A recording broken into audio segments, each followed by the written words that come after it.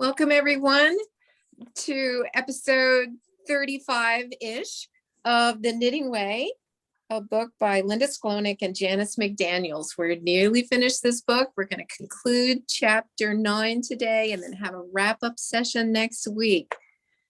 So welcome. And Valerie, you've got our knitting tip for today. Thank you, Linda. Today, my knitting tip is, sometimes our patterns don't have a schematic. And for me, a schematic is just a basic shape of what we're creating. And sometimes having that in my mind or in my visual vocabulary really helps me. So what I've done, I'm making an asymmetrical shawl, which is an odd shaped triangle. It's not the equilateral. And I just made a schematic for myself. Oh, yeah. So the important parts, it's really washed out. There you go. The important parts are where I cast on, the general shape. So it's an asymmetrical triangle. The direction of the knitting, I drew in my arrow because the knitting goes like this, up the shawl, and then I have the bind off. So I think of the parts of the shawl, the cast on, the decreased side, the increased side, the bind off, like pins or stops when you're navigating in the car. And it just helps me to keep track of where I am on my knitting and what I'm doing. And so even as you can see, it's not a very complex, involved drawing. It's barely the right shape. But for me, I'm not a drawer, I'm a knitter. Having that simple line drawing really helps me to know where I'm going and what I'm doing and follow the pattern so that the written words match the image I have in my mind of what I'm creating. And you can do that with any pattern, even if a schematic doesn't look right to you. Sometimes doing it yourself helps clarify some of those data points. So you're saying this is a helpful tip, even if you're not designing your own shawl, but even for a written shawl that doesn't have the schematic included, or maybe you want to kind of draw it yourself to help it sink in your brain, kind of what's happening.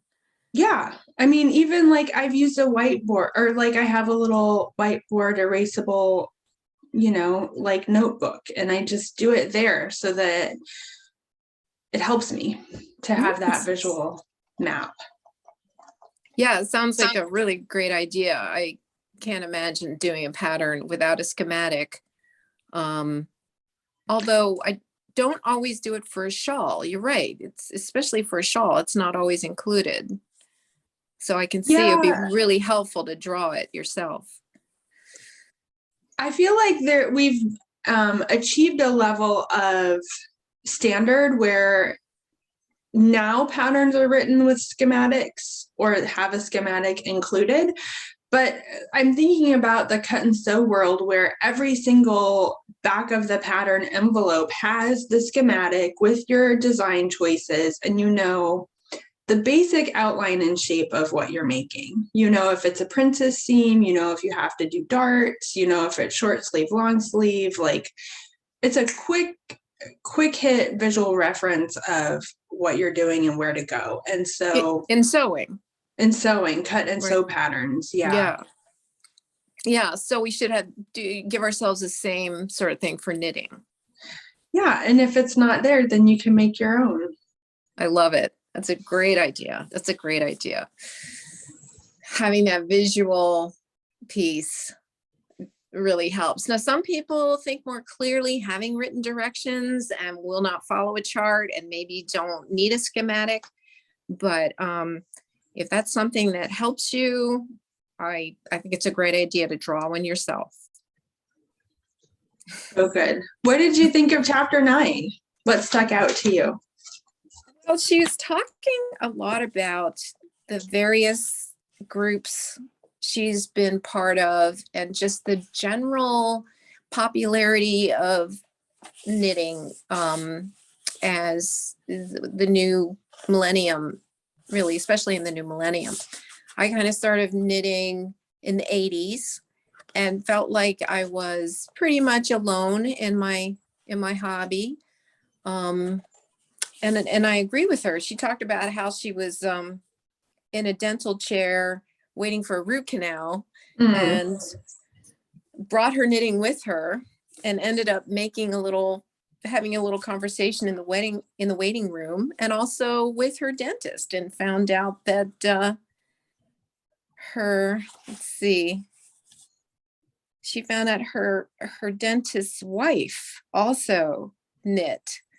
She had a wonderful sock pattern that used many colors of yarn, but she lost the pattern. But through Janice, she was able to get the pattern again, if I'm reading the story correctly. Mm. It reminded me of when I used to see a pain doctor when I had a herniated disc and I got injections into my neck and so on. And I talked about my knitting and found out that he's a weaver. So that was fun. Yeah, I mean, to your point, like it's hard to remember in the 80s that we didn't have Google.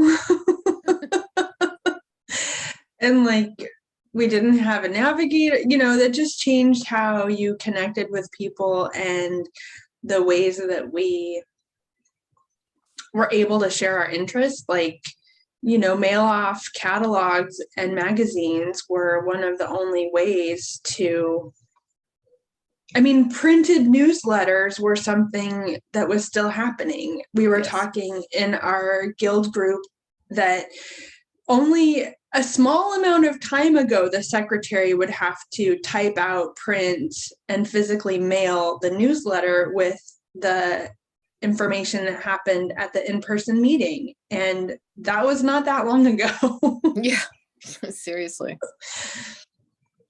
And how do you find your groups if you can't Google? It was definitely much harder. A different situation. Yeah. Yeah, much harder. Yeah, and really I was fine being alone until my kids grew up and started moving away. And it was kind of my oldest daughter, who pushed me into looking for some groups to be part of. And so in 1 year, I joined the guild and a prayer shawl group and one other, I can't even remember now. And I ended up really just sticking with the guild. The prayer shawl ministry was great, but it wasn't a good fit for me. And but the guild has just been wonderful. I've learned so much. I've gotten out of my rut with my knitting. It's just great.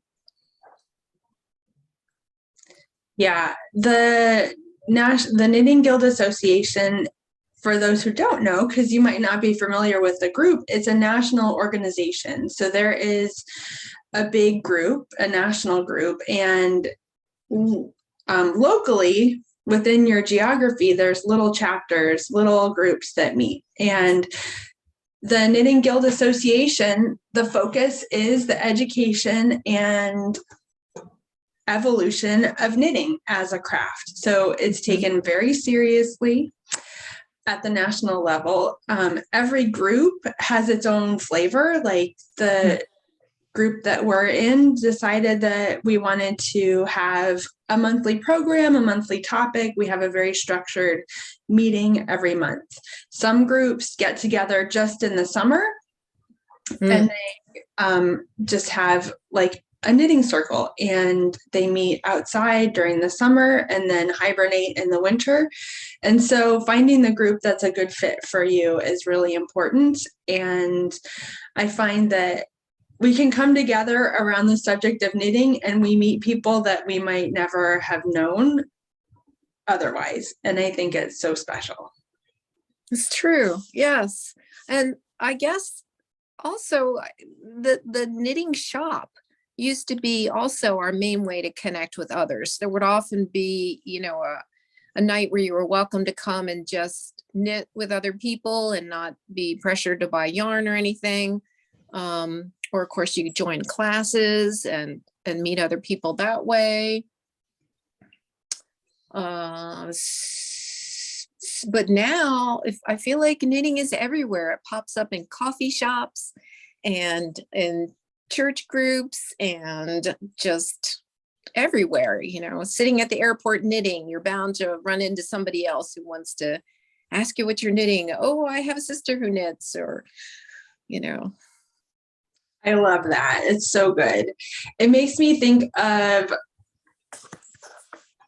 Rosa Parks was a knitter. She knit at the hospital auxiliary group. So she made blankets with the other women in the group for newborn babies. And that's amazing. Yeah. What groups have you been part of besides the Guild? I've been part of different groups depending on what's happening. And, sometimes groups come together for a specific reason and disband, just like a musical band. That's true. Other groups have been around for many, many, many years. So I've knit at the library. I've knit with like project groups. I love being part of the international community when there's someone with a vision, like an artist or a conservationist with a special project. That's fun. Yarn bombing. I mean, you name it. It's great. You've really done a lot. Yeah. I'll show up if there's knitting. That's great. What about you? Yeah, just really well, I know exactly how long I've been in the Guild because I joined the Guild the year that my granddaughter was born. Because I remember I was just starting like a little sampler onesie for my first granddaughter, and she's turning 9 next month. So I know I've been in the Guild for 9 years. That's amazing. But before that, nobody. Nobody. I just was a solo knitter. I took the odd class here and there. I really was kind of stuck in Tarsha rut. That's pretty much all I did. Other than obviously solid stuff with a bit of cabling, but really I never learned to slip stitch or do Fair Isle or do lace until 9 years ago. It was not only joining the Guild, but it was also my oldest daughter was knitting and designing stuff, and she learned like everything all at once and wanted me to test knit. And so I was like, okay, I guess I have to learn to knit lace. You'll do anything for your kids, right? That's amazing. I love it. It's so good. Okay, so next week we're going to talk about the whole book overview of The Knitting Way. Yes, that's great. Yeah, I can't believe we've read the entire book. All right. Take care, everyone. Have a wonderful week and keep knitting. Enjoy. Take care. Bye.